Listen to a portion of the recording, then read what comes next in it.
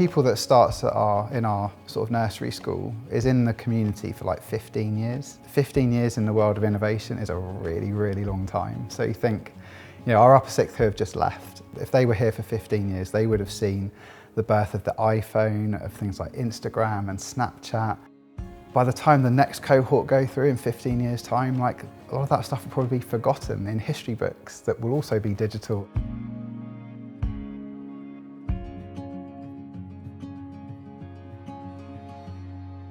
We give all of our pupils an iPad. They're doing things in lessons that, the teachers in the room could only have dreamt of when they were at school, which is really exciting.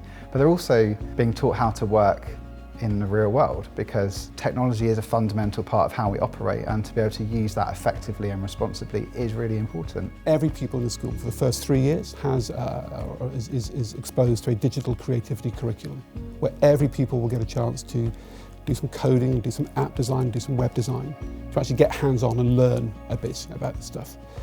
And that also then flows through into our GCSE and A-levels, where we have computer science at A-level and GCSE.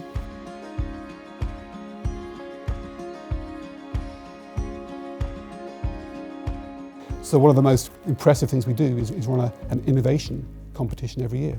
Pupils from any stage of school can work in teams to create a real-world solution to a real-world problem, and that's funded and supported by our alumni. To encourage our pupils to think about innovation in its broadest sense, because innovation isn't just about computing.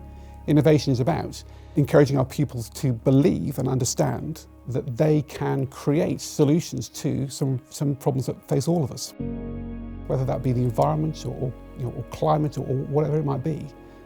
That's the culture that we want to create, that innovation is for everyone.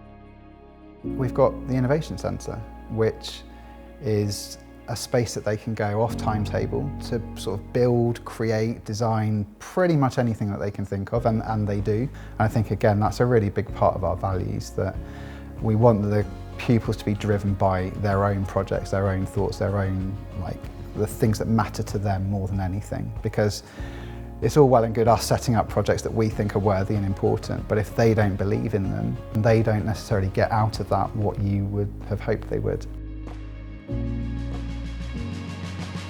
In an average year, I would probably receive visits from over a dozen schools around the country, and when we sort of openly offer support and advice wherever we can. But we also are an Apple regional training centre, which means that we can put on training courses for teachers in the local community and teach them sort of some of the things that we've learned about technology in the classroom.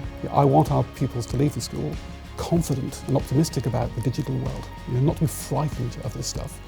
Not because they're all going to go off and be coders or gamers, but because actually understanding how technology works, understanding how artificial intelligence works, is going to be a key part of their adult lives. And I want them to be able to use technology and use AI confidently in a way which works for them, and not feel that they are being led by technology, but they themselves are leading it.